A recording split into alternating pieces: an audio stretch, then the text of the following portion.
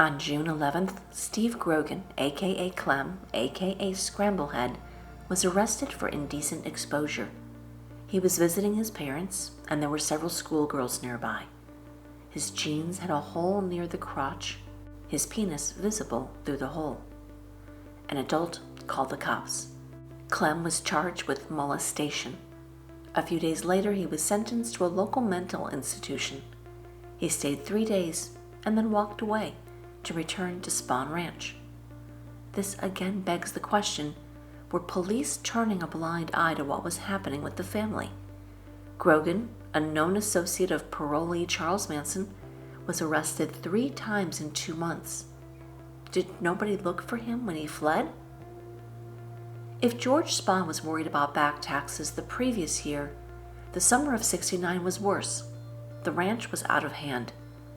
At his son's urging, George met with his neighbor who wanted to buy part of the property. Frank Retz, a decorated soldier in the German army, emigrated to the U.S. after World War II. In California, he became a successful import-export entrepreneur.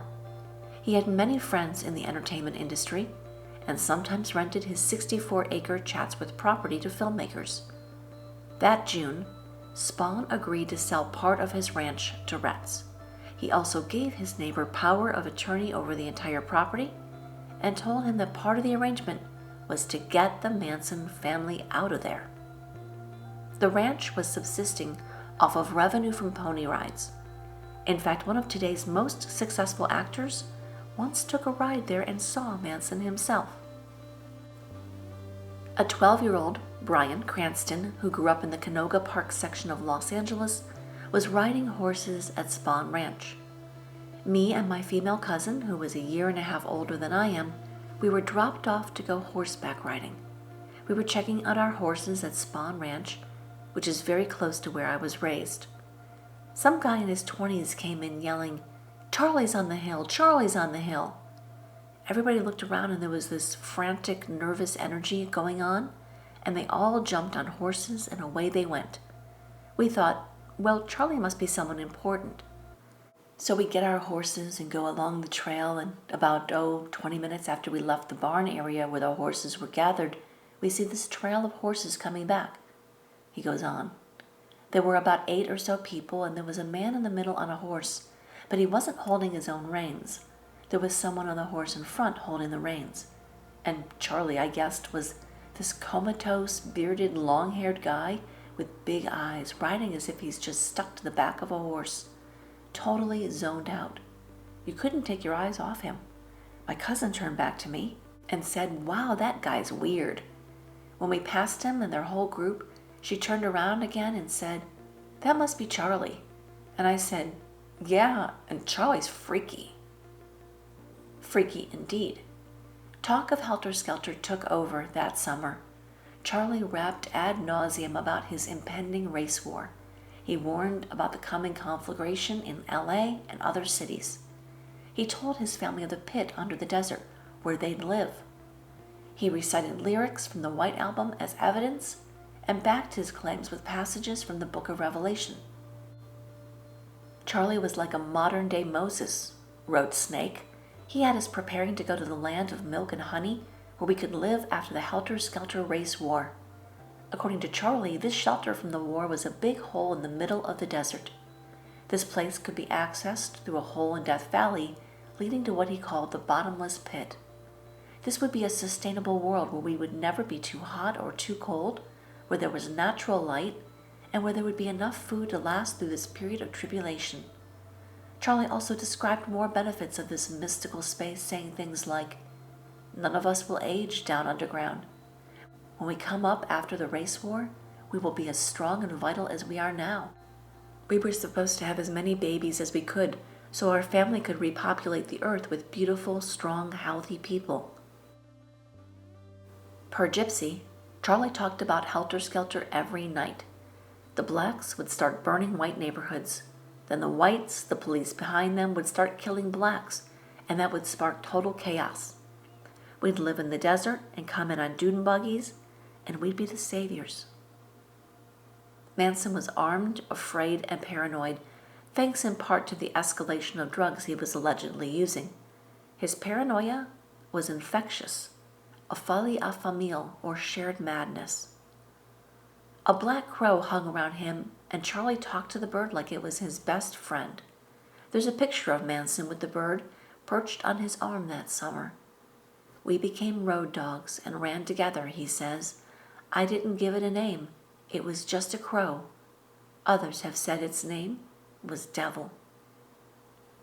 Not that all God's creatures fared as well around Charlie, according to some reports. We know he was severely abusive to several of the women and girls, but there are also claims of animal abuse. Tex later testified how Manson dealt with strays. He would take an animal, like a cat for instance, and he would start throwing it up in the air and squeezing it and pulling on it, and the cat was crying. At first, I remember, and then when he got through with it, the cat never would make a noise again. And Wendy Buckley claimed that she walked in on Manson slicing open a pregnant hound to show his followers what the babies in her womb looked like. The dog was howling in agony, so Buckley took a shotgun and mercifully put it out of its misery and sent Charlie and the others fleeing from her. Manson's increased talk of violence was beginning to unnerve some of his family.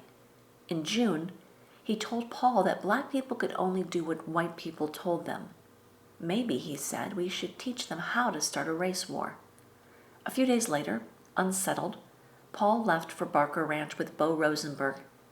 When Watkins and Rosenberg arrived in Death Valley, they discovered that Brooks and Juanita had defected and were living with Paul Crockett and Bob Berry. It was very clear to them that we were alive again, Juanita explained.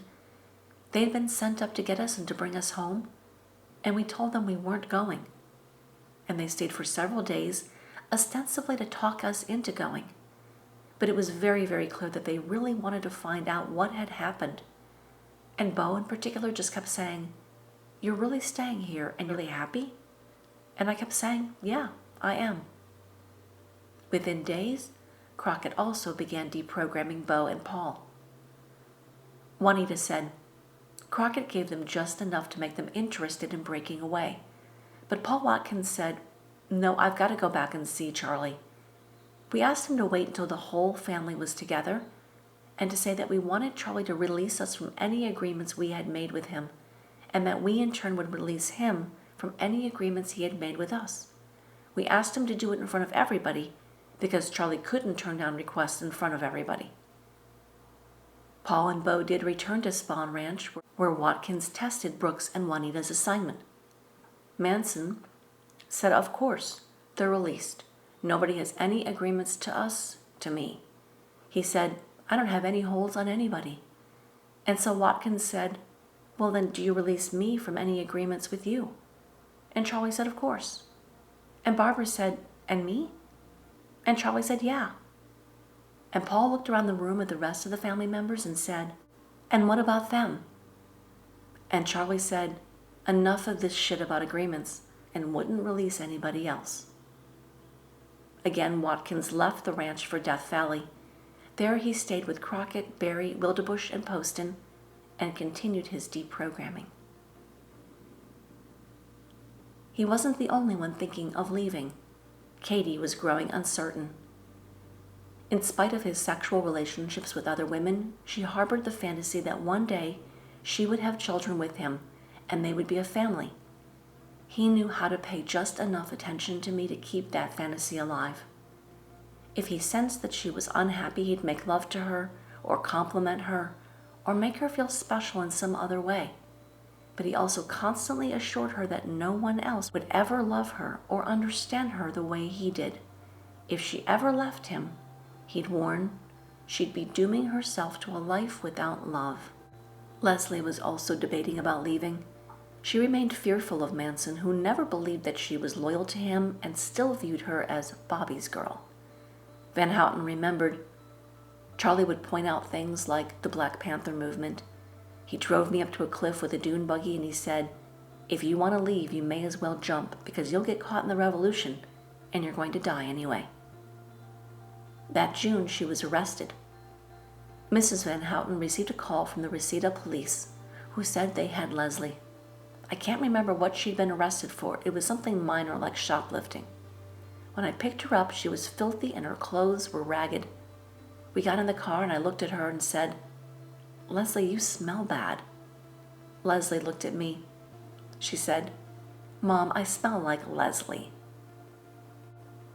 Diane wasn't leaving, but perhaps she needed to. One of the girls found her sitting beside George saying something like, "Walt Disney died for us." Afterward, Squeaky wrote, "George told me there's something wrong with that girl." Charlie and several women drove to Hog Farm, looking for Mr. and Mrs. Lake. They left word with Wavy Gravy, and a few weeks later Mr. Lake came to Spahn Ranch, informing Diane that he and her mother had separated. From there, the teen went downhill. There were times that she had to be brought to the shower to be bathed.